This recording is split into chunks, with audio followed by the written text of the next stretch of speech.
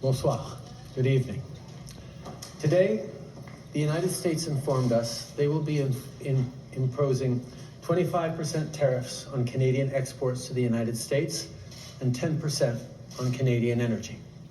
A decision that, should they elect to proceed with, should take effect on Tuesday, February 4th. Cette décision met en péril une relation économique historique. Une relation qui a été la source de tellement de richesse, de prospérité et de possibilités des deux côtés de la frontière. Tonight, first, I want to speak directly to Americans, our closest friends and neighbors. This is a choice that, yes, will harm Canadians, but beyond that, it will have real consequences for you, the American people. As I have consistently said, tariffs against Canada will put your jobs at risk, potentially shutting down American auto assembly plants and other manufacturing facilities. They will raise costs for you, including food at the grocery stores and gas at the pump. They will impede your access to an affordable supply of vital goods crucial for U.S. security, such as nickel, potash, uranium, steel, and aluminum.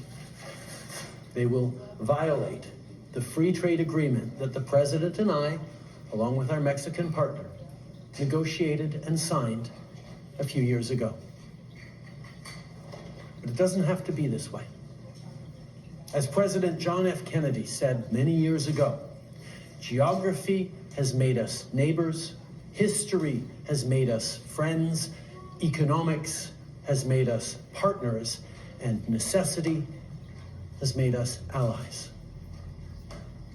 That rang true for many decades prior to President Kennedy's time in office and in the decades since. From the beaches of Normandy to the mountains of the Korean Peninsula, from the fields of Flanders to the streets of Kandahar, we have fought and died alongside you. During your darkest hours, during the Iranian hostage crisis, those 444 days we worked around the clock from our embassy to get your innocent compatriots home. During the summer of 2005, when Hurricane Katrina ravaged your great city of New Orleans, or mere weeks ago when we sent water bombers to tackle the wildfires in California. During the day the world stood still, September 11th, 2001, when we provided refuge to stranded passengers and planes, we were always there, standing with you, grieving with you, the American people. Together, we've built the most successful economic, military, and security partnership the world has ever seen. A relationship that has been the envy of the world. Yes, we've had our differences in the past, but we've always found a way to get past them. As I've said before, if President Trump wants to usher in a new golden age for the United States, the better path is to partner with Canada, not to punish us. Canada has critical minerals, reliable and affordable energy, stable democratic institutions, shared values, and the natural resources you need. Canada has the ingredients necessary to build a booming and secure partnership for the North American economy, and we stand at the ready to work together. Let's take a moment to talk about our shared border. Our border is already safe and secure, but there's always more work to do. Less than 1% of fentanyl, less than 1% of illegal crossings into the United States come from Canada. But hearing concerns from both Canadians and Americans, including the American president himself, we're taking action.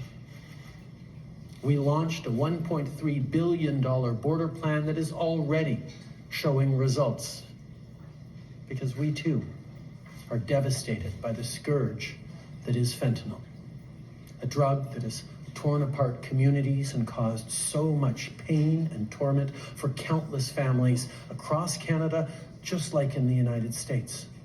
A drug that we too want to see wiped from the face of this earth. A drug whose traffickers must be punished. As neighbors, we must work collaboratively to fix this. Unfortunately, the actions taken today by the White House split us apart instead of bringing us together. Tonight, I am announcing Canada will be responding to the U.S. trade action with 25% tariffs against $155 billion worth of American goods. This will include immediate tariffs on $30 billion worth of goods as of Tuesday, followed by further tariffs on $125 billion worth of American products in 21 days' time to allow Canadian companies and supply chains to seek to find alternatives. Ce soir, j'annonce la réplique du Canada. Des tarifs douaniers de 25% sur 155 milliards de dollars de marchandises américaines. Dès mardi, 30 milliards de dollars de produits américains vont être touchés par ces tarifs et dans 21 jours, pour donner le temps aux compagnies canadiennes de trouver des options alternatives, ce sera le cas pour 125 milliards de dollars de marchandises de plus. Like the American tariffs, our response will also be far-reaching and include everyday items such as American beer, wine, and bourbon, fruits and fruit juices, including orange juice, along with vegetables, perfume, clothing, and shoes. It'll include major consumer products like household appliances, furniture, and sports equipment, and materials like lumber and plastics, along with much, much more. And as part of our response, we are considering, with the provinces and territories, several non-tariff measures, including some relating to critical minerals, energy, procurement, and other partnerships. We will stand strong for Canada. We will stand strong to ensure our countries continue to be the best neighbors in the world. With all that said, I also want to speak directly to Canadians in this moment. I'm sure many of you are anxious, but I want you to know we are all in this together. The Canadian government, Canadian businesses, Canadian organized labor, Canadian civil society, Canada's premiers, and tens of millions of Canadians